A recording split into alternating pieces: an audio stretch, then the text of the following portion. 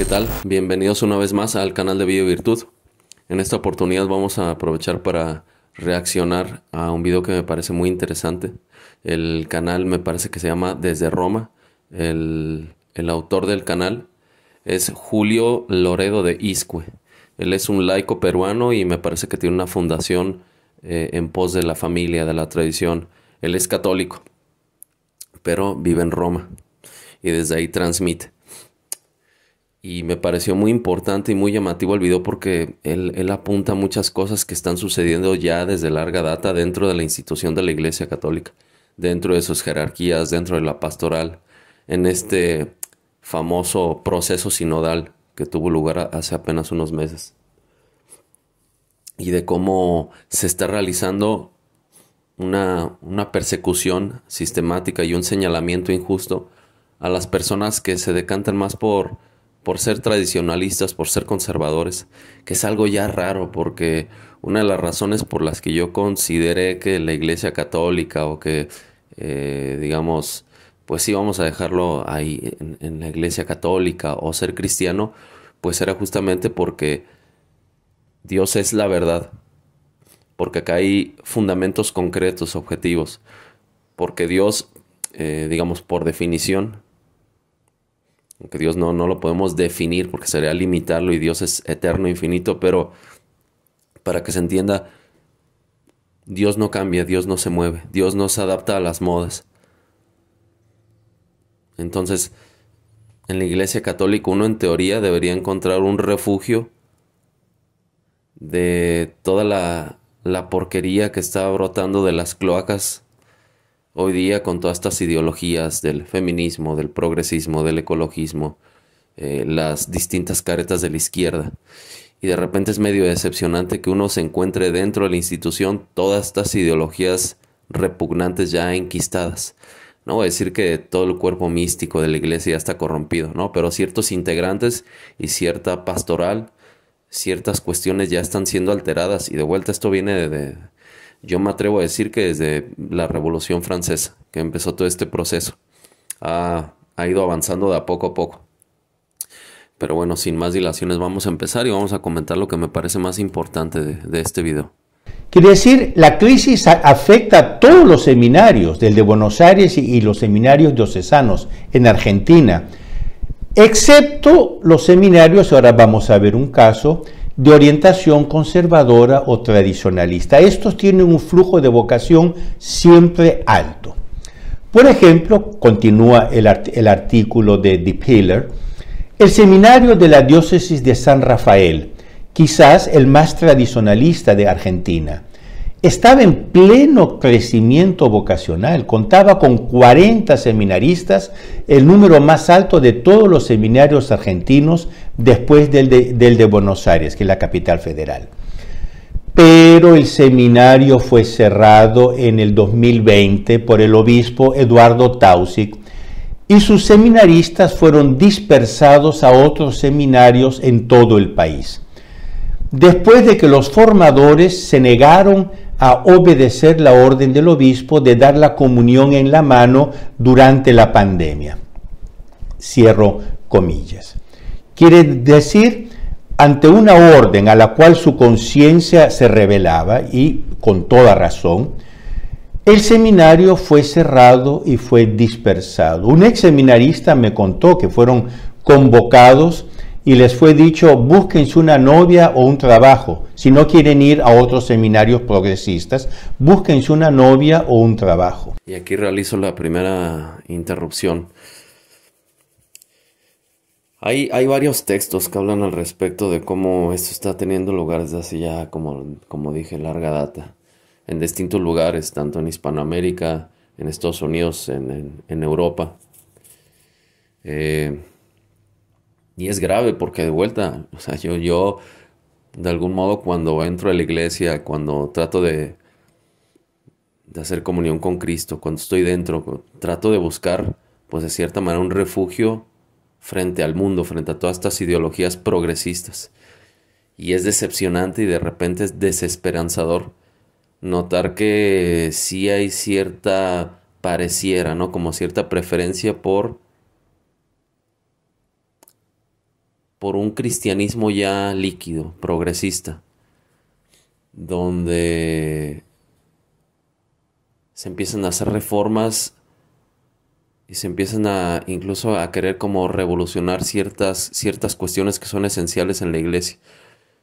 Y esto es espantoso, o sea, qué curioso, ¿no? Al seminario que es conservador, que es tradicionalista, por negarse a dar la comunión en la mano, porque digo, de un ateo lo entiendo, de un agnóstico lo entiendo. Que digan, bueno, hermano, pero ¿qué tiene? O sea, si es el cuerpo de Cristo, pues bueno, es tu cuentito, ¿qué más da que te la den en la boca o te la den en la mano? Yo lo puedo entender de un ateo, de alguien que no crea. Pero nosotros por tradición, pues bueno, es como se enseñaba. Incluso creo que la manera correcta es de rodillas. Y yo he visto videos donde sacerdotes, durante pandemia igual, iba la gente, se arrodillaba para que les dieran la comunión en la boca y los paraban. O a veces les decían quítate, ¿no? Como que hazte un lado. Y les negaban la comunión. Entonces eso es grave, de vuelta. Le están negando el sacramento de la comunión. Entonces como estos seminaristas se negaron a seguir estas órdenes de dar la comunión en la mano porque decían que eso corrompía el cuerpo de Cristo y que es así. De vuelta, es una discusión para personas que ya aceptamos la premisa de que Dios es, de que Jesús es hijo de Dios, etc, etc. Esto no es una discusión para ateos. Obviamente, de vuelta, un ateo te va a decir que esos son cuentitos de hadas. Pero para nosotros sí es importante. Entonces, ¿cómo les contesta además, no? El superior. Búsquense una novia o un trabajo, tradicionalistas. Poco le faltó para decirles ultraconservadores. Y yo lo entiendo en el Estado moderno, lo entiendo en los medios de comunicación, lo entiendo en la propaganda, lo entiendo en ciertos espacios culturales que nos llamen a nosotros de ultraderecha, conservadores, qué tradicionalista, has de jugar todavía con dinosaurios, ¿no? Pero dentro de la iglesia que lo llamen un ultraconservador o de ultraderecha, porque ya vamos a ver, la persona a la que le estoy haciendo la reacción del video o que estoy tomando como fuente para hacer esta reacción, nos señala eso y no es la primera vez. También hay un canal que yo sigo que se llama La Sacristía de la Vendée, en la que también, no recuerdo ahora mismo el caso, porque hay varios casos como en los que se han tratado también de deslegitimar o de manchar el nombre de estos sacerdotes que forman parte de este canal de La Sacristía de la Vendée. Y en un portal noticiero, ¿no? En una página web de estos noticieros pedorros, que supuestamente son noticieros de tinte católico, les estaban llamando fachos, fascistas, ultraconservadores, de la fachoesfera, ultraderechistas. Entonces eso es preocupante, o sea, la izquierda ya infiltrada incluso en la Iglesia Católica. Pero bueno, vamos a continuar. Otro ejemplo es el seminario de Ciudad del Este en el cercano Paraguay, en la época de Monseñor Livieres. Era el seminario más grande de la América del Sur. Sin embargo, por orden directa del Papa Francisco, estos jóvenes también fueron esparcidos a los cuatro vientos, porque se los consideraba demasiado conservadores. Bueno, lo que le estoy diciendo, ¿no? Y esto yo lo he escuchado. Hay un canal que yo sigo mucho también que se llama La Fe de la Iglesia, el cual dirige un mexicano, un compatriota que se llama José Plasencia. Y él hace una grandiosa labor, una loable labor, informando todos los días, de este tipo de cuestiones, de esta persecución que se está haciendo. De vuelta hay libros, por ejemplo, del proceso de la sinodalidad, que está escrito por esta persona a la que estoy reaccionando ahora mismo, se me fue el nombre, y en colaboración con otro autor. Ese libro está desde la teología de la liberación hasta la teología del ecofeminismo. Está el comunismo y ¿cómo se llama? La revolución en la época cristiana, no recuerdo, soy muy malo para los nombres, pero el autor es Julio Membiel, igual un sacerdote argentino.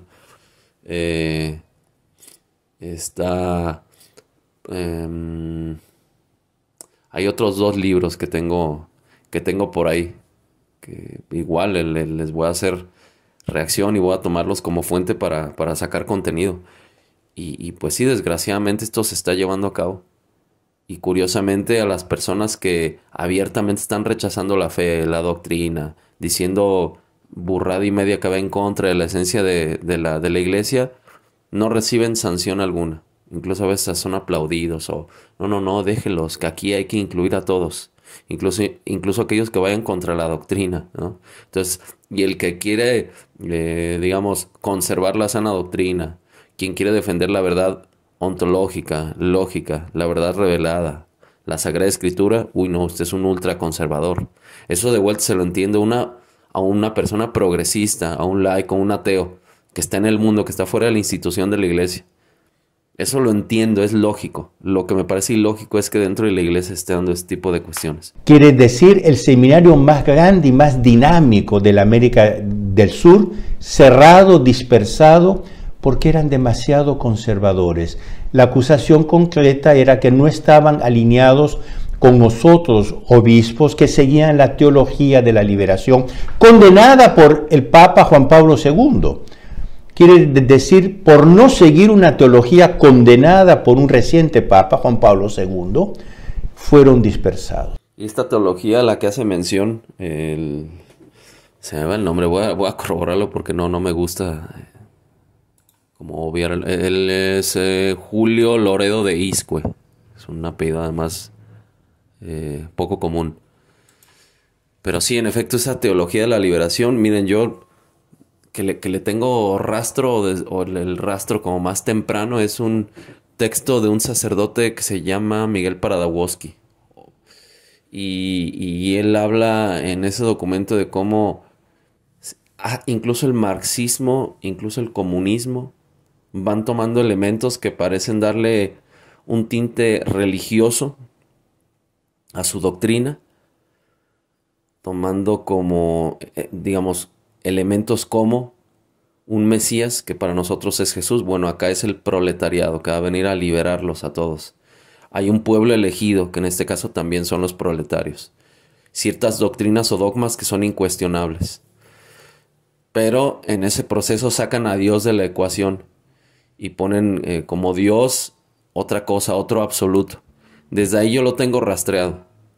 Y posteriormente hay otros documentos que te hablan de personas que ya tienen esta ideología marxista, comunista o socialista y tratan de adaptar a Dios, a la tradición y al magisterio a su ideología.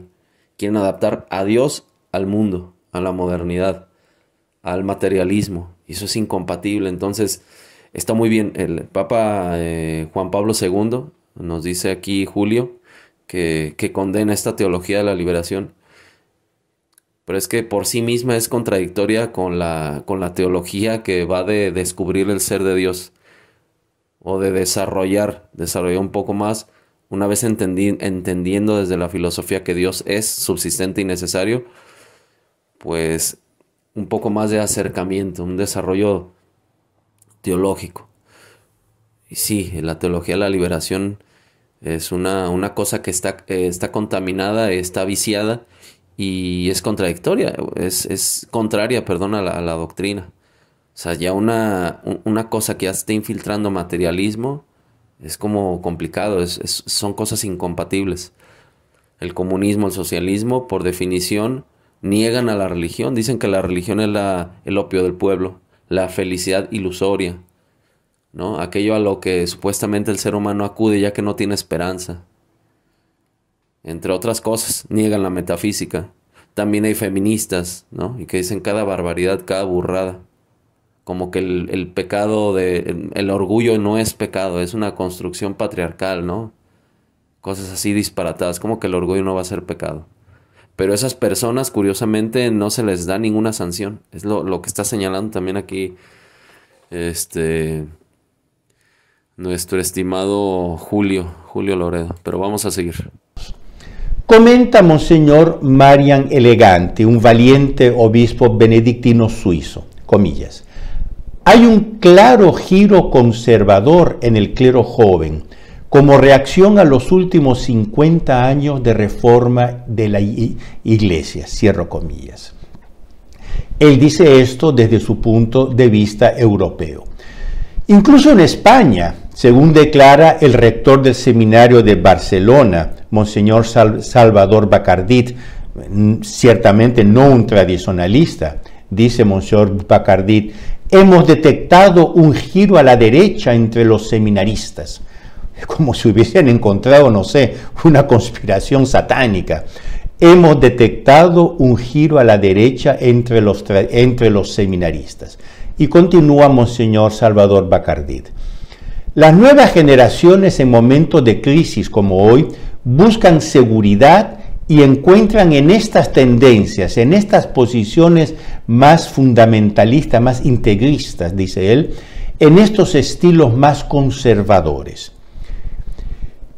Una de nuestras fuentes muy bien informada de la curia romana nos dice que el 80% del clero joven en Alemania, sí señores, Alemania, no quiere aplicar las sugerencias progresistas del llamado camino sinodal alemán. Y eso es lo que les vengo diciendo, lo que uno puede encontrar cuando investiga y cuando indaga estos giros extraños que está tomando de repente la pastoral dentro de la iglesia. Es muy raro, ¿no? Porque muchas veces te encuentras también a católicos que dicen, no, ni derecha ni izquierda porque esas cosas pues están mal, ¿no? No habríamos de involucrarnos en política. O están condenadas, ¿no? Son pecado, cosas así. Pero es una realidad que nos toca vivir. Pero curiosamente muchas veces esos que no, como señala aquí Julio, ¿no? Están decantándose a la derecha, ¿no? Como de vuelta, como si fuera algo tremendamente equivocado, malo, contrario. No, al contrario, justamente todo es al revés. Yo en la derecha, si bien es cierto que no son propiamente la iglesia, ni son necesariamente católicos o creyentes, sí defienden ciertos principios filosóficos y éticos que son más correspondientes con una ética cristiana, corresponden más, son más, ¿cómo decirlo?, compatibles. Entonces por eso uno gira a la derecha cuando se trata de política, entendiendo que, bueno, la derecha está conformada también por políticos que casi que por su naturaleza van a corromperse, más que, digamos, un carpintero, quizá, ¿no?, un taxista, puede ser, ¿no? O sea, me refiero a que está más tentado a corromperse por el poder que ello implica, por la posición en la que están, por el sistema que en sí mismo también ya está corrupto, ¿no?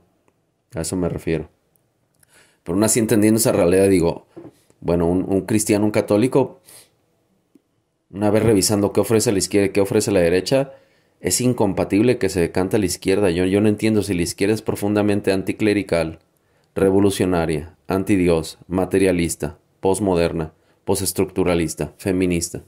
Son ideologías que, o sea, cuando uno lee a los intelectuales, se defecan en la iglesia, se defecan en Dios, son ateos, son materialistas, animalistas. Entonces es raro, porque luego como que veo que muchas personas que no, mira de ultraderecha, ¿no? Dentro de la iglesia, y abrazan ideologías de izquierda, que esas sí son contrarias directamente. No es que así como en matiz, no. Esencialmente esas ideologías son contrarias a la fe, son contrarias a la ética cristiana. Pero ahí no dice nada, ¿no? Es raro. Y mucho menos dar la bendición a las parejas LGBT como impone la declaración Fiducia Supplicans. Esta es mi fuente vaticana muy bien informado, dice que el 80%, no del clero en general, pero del clero joven en Alemania, no quiere seguir el camino sinodal y no quiere aplicar las normas de la declaración Fiducia Supplicans. Por lo tanto, incluso en un país considerado muy progresista, y lo es, como Alemania, hay una reacción, sobre todo en el clero joven. Y nosotros nos preguntamos, ¿por qué estas voces jóvenes que crecen por todas partes no encuentran la tal alardeada escucha sinodal, la inclusión como una verdadera vox populi, vox dei, la acogida a todos, como proclama Papa Francisco? Y eso es otra cosa que llama la atención. De vuelta, En una discusión con un ateo, con un progresista, con una feminista, yo entiendo que luego se meten el palo a la rueda cada que abren la boca, cada 3x3. No, porque en efecto, es inclusión a todo lo que ellos quieren, pero cuando uno habla, por ejemplo, de la verdad ontológica, que las cosas son lo que son y no lo que el sujeto se le ocurre, cuando uno dice que la belleza es objetiva, que existe el bien moral objetivo, que hay agencia moral, que se pueden llegar a ciertas verdades que no son necesariamente propias de no sé, de la física o de la astrofísica, de la biología. O sea, yo puedo entender que ellos de repente esas ideas ya no las toleran, ya no las quieren, ¿no? O sea, tolerancia, pero siempre y cuando sea un pensamiento que se corresponda con el mío. Entonces no es verdadera ni tolerancia ni inclusión. Pero que dentro de la iglesia se esté haciendo exactamente lo mismo, a mí me preocupa porque ya no hay diferencia, o sea, en algún punto ya no va a haber diferencia entre estar dentro de la iglesia y estar fuera de la iglesia. Ya no va a haber diferencia. Porque se va a operar de la misma manera como se opera dentro del Estado moderno, dentro de las políticas públicas del Estado moderno. Entonces yo no puedo entender esto, pero me da gusto que sí es verdad, hay cierta reacción de personas jóvenes que ya están hartas de toda esta progresía repugnante. Sí, justamente una de las razones por las que yo considero que Donald Trump ganó en Estados Unidos es por eso. Gente que ya está hasta el rabo de todo eso, de toda esa progresía, de toda esa cochinada.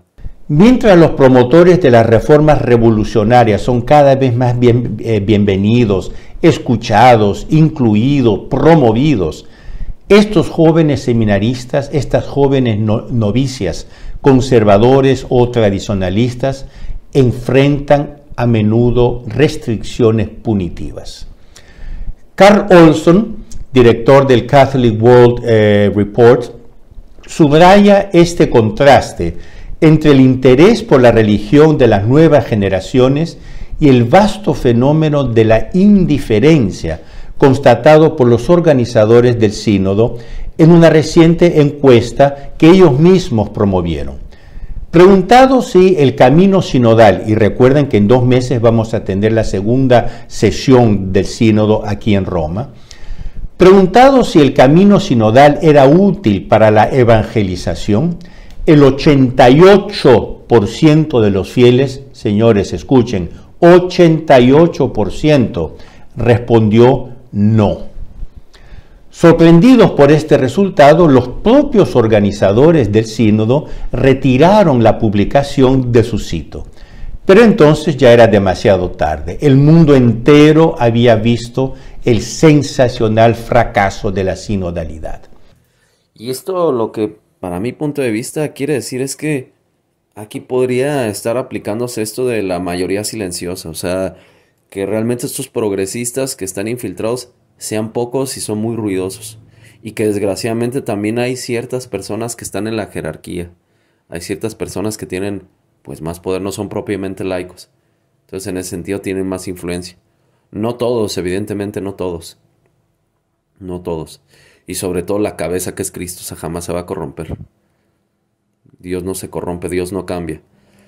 Pero sí, es un hecho evidente, es algo que solo un necio negaría, que dentro de la Iglesia Católica hay mucha progresía, ya hay muchas ideologías revolucionarias, hay mucho feminismo, incluso hasta ecologismo, o sea, cosas que son contrarias. Pero, como dice Julio, ¿no? Pues, oh sorpresa que incluso si esto se viera de manera democrática, que no es así, ¿no? Porque la verdad no depende de la mayoría ni del consenso, pues tómala que tampoco quieren todas estas reformas o estas revoluciones. La sinodalidad, al menos en la versión vaticana actual, escribe siempre Carl Olson, parece tener poco interés para muchos católicos. Parte del problema, en mi opinión, dice Carl Olson, es bastante simple. Si afirmas que el producto A es una versión nueva y mejorada del producto B, es mejor que sepas explicar por qué el producto A es mejor, cómo funciona y sobre todo por qué es necesario cambiar. Sin embargo, curiosamente, toda esta avalancha de adjetivos sinodales, más que arrojar luz, parece haber desorientado, desconcertado, confundido e incluso molestado a muchos católicos, al menos a los que están prestando atención. Y exactamente es eso, es lo que se critica muchas veces de estos documentos que sacan. Por ejemplo, este que mencionó hace rato, Fiducia Supplicans, me parece, y que habla sobre las bendiciones a parejas homosexuales. Y hay un gran debate, ¿no? Porque se dice, no, es que es a la pareja, pero de manera individual, no a la unión. Pero es que la pareja ya implica una unión. O sea, no hay una pareja sin unión. Y dice, no, pero es que, o sea, por separado es lo que está brindando la bendición. No a la unión, porque la unión, pues, propiamente no es sacramento y bla, bla, bla. Sí, pero es que eso ya existía antes. No hay necesidad de que se realicen documentos ambiguos que confundan, porque es lo que hacen. O sea, la realidad nos está mostrando que muchos fieles se confunden, se molestan, dicen, oye, pero esto es ambigüedad. No llamarás a lo bueno malo y a lo malo bueno. Esto, o sea, es palabra de Jesús. Entonces, que tú estés refiriente a este tipo de cuestiones de manera ambigua, oscura, confusa, por lo menos es raro, es muy extraño, llama la atención. No, porque cómo vas a bendecir una pareja, pero de manera individual, sin que implique una unión.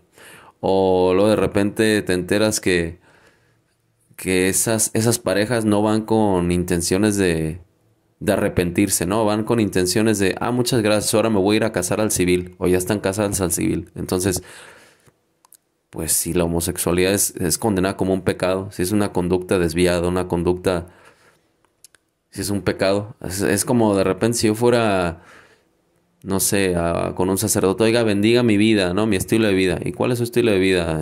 Precisamente, hijo mío. Bueno, pues el vivir embriagado todo el día, todo el tiempo, vivir en la embriaguez.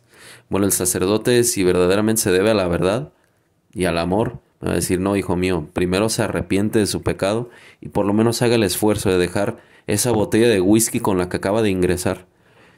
Dese un baño porque apesta a alcohol, apesta a borrachera de hace 3 meses. Imagínense que yo le dijera, no, pero es que Dios me acepta así, borracho me ama. No, va a decir, esa conducta es repugnante, es repudiable. Vivir en la embriaguez es pecado. Entonces primero tengo que aceptar que esa conducta es algo negativo, es algo malo.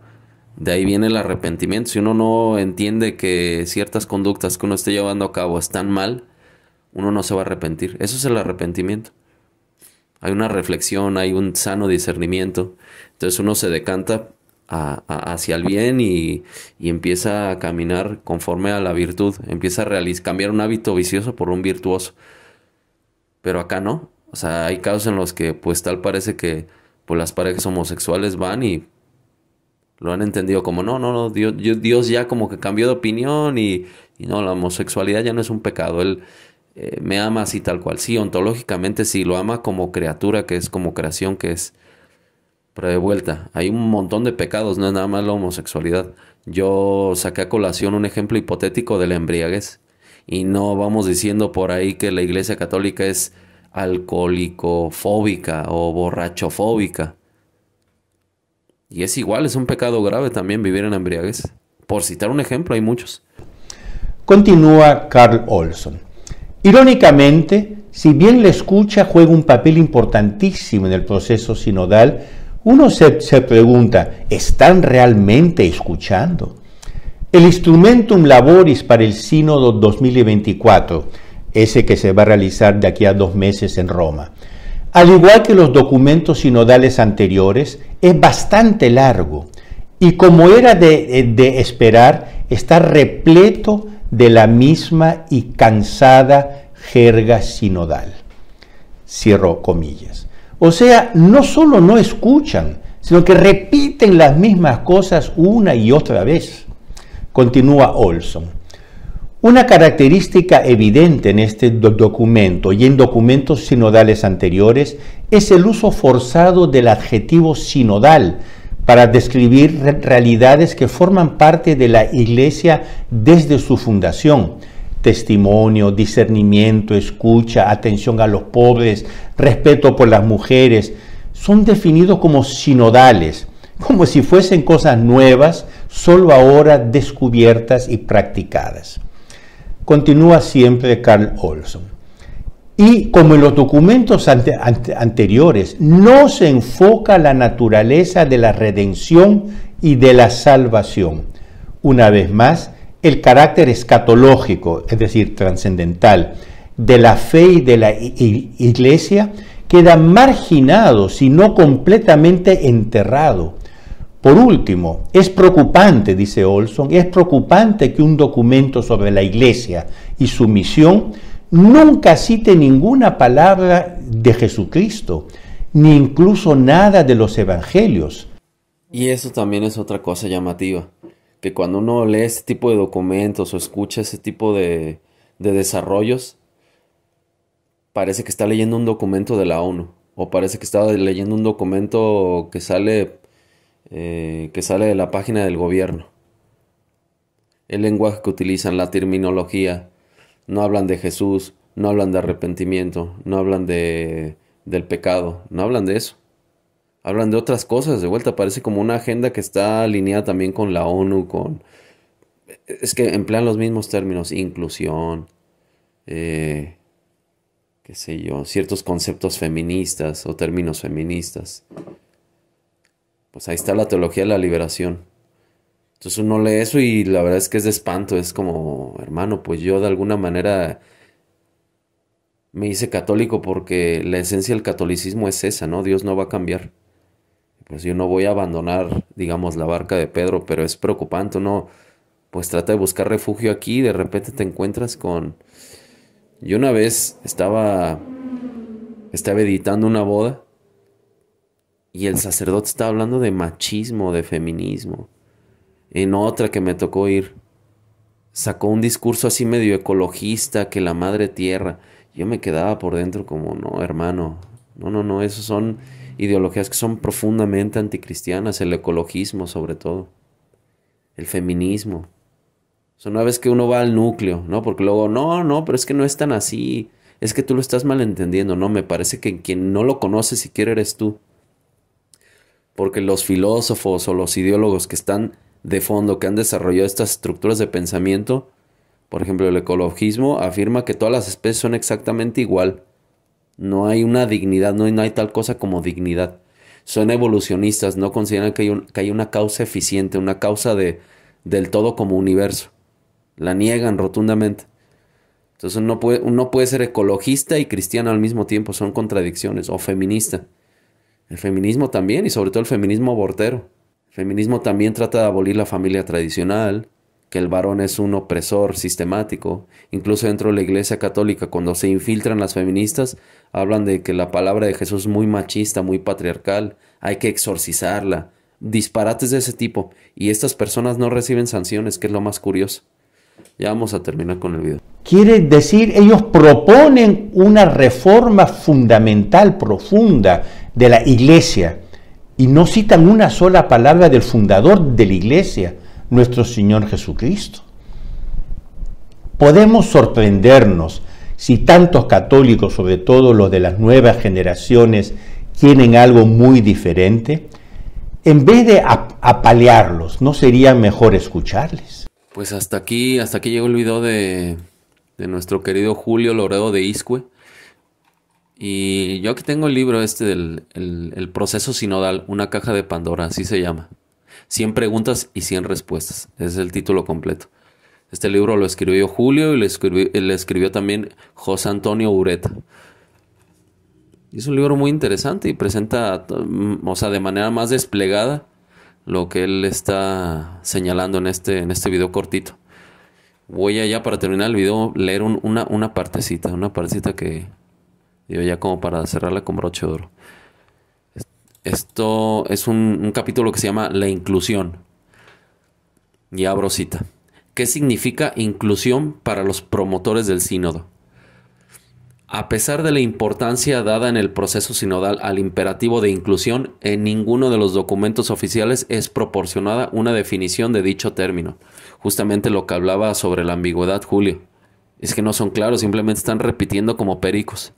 a modo casi casi de vuelta como de propaganda política, y eso no es ser claro, eso no es deberse a la verdad. Continúo con la lectura. El presupuesto parece ser que, ya que la sinodalidad consiste en caminar juntos, entre comillas, toda la humanidad debe participar de esta marcha, sin excluir a nadie. Este proceso implica un discernimiento sobre el tema principal del sínodo, cómo caminamos juntos hoy, y sus prioridades, se elaboran de la manera más inclusiva posible. A falta de una definición religiosa del término inclusión, suponemos que los redactores de los documentos sinodales lo usen en una acepción moderna en el ámbito civil, o sea, una tendencia de tipo social y política que pretende otorgar condiciones de equidad e integración de todos los individuos, principalmente aquellos considerados como marginados. A ver. Y ya para cerrar, sigo con la cita. Frecuentemente el término es usado como sinónimo de integración, pero en realidad hay una importante matiz de diferencia, y aquí viene lo importante, ya que la integración implica la adaptación de los individuos a las características del entorno, mientras la inclusión se basa en la adaptación de las normas políticas y realidades sociales para permitir la incorporación de todos los miembros de la sociedad de manera diversa, o sea, sacrificando la identidad colectiva en favor de la diversidad para aceptar a cada uno como es. O sea, se rompe la esencia de qué es el cristianismo, se quiere o se pretende ignorar, obviar o romper con la esencia de Dios, de la tradición del magisterio, para adaptarlo a lo que cada individuo ahí libremente, ¿no? Lo que cada identidad diversa, digamos, entienda como realidad o verdadero. O sea, no es que el individuo, digamos, vamos a suponer, ¿no? Como un ejemplo hipotético para que se entienda. Yo voy a una iglesia satánica. Cuando yo ingrese a esa iglesia satánica se me van a exigir ciertos requisitos y se me van a presentar y plantear ciertos reglamentos, incluso hasta dogmas, ¿no? O sea, algo se me va a plantear. Ellos me van a decir, ¿quieres entrar? Debes de cumplir con esto, para que tú entres, para que te dejemos pasar. Eso es lo normal. Lo ilógico, el sinsentido sería, no, aquí la iglesia satánica se permite el ingreso a católicos, a cristianos, a budistas, ahí todos van a creer lo que ustedes todos van a creer lo que quieran, y aquí no hay nada escrito, aquí no hay reglas fijas y cada quien puede hacer lo que sea. Y bueno, esto no tendría sentido por ningún lado, porque ¿qué va a pasar el día de mañana que yo, vaya a la iglesia satánica y diga, no, ¿sabes qué? Ese Belcebú no me gusta, vamos a poner aquí al Sagrado Corazón? La persona que tenga todavía cierto sentido de lógica, de racionalidad, un satánico me va a decir, oye, no, aquí no metas a Dios en la ecuación porque nosotros no creemos en ninguna religión. Sácame el Sagrado Corazón de Jesús. Y yo le diga, no, pero acuérdate que aquí cada quien va a establecer sus reglas y sus normas. Es un sinsentido. Claramente los satánicos me van a decir, no, compadre, aquí usted aceptó entrar siempre y cuando se adaptara a nuestras normas, dentro de nuestro marco.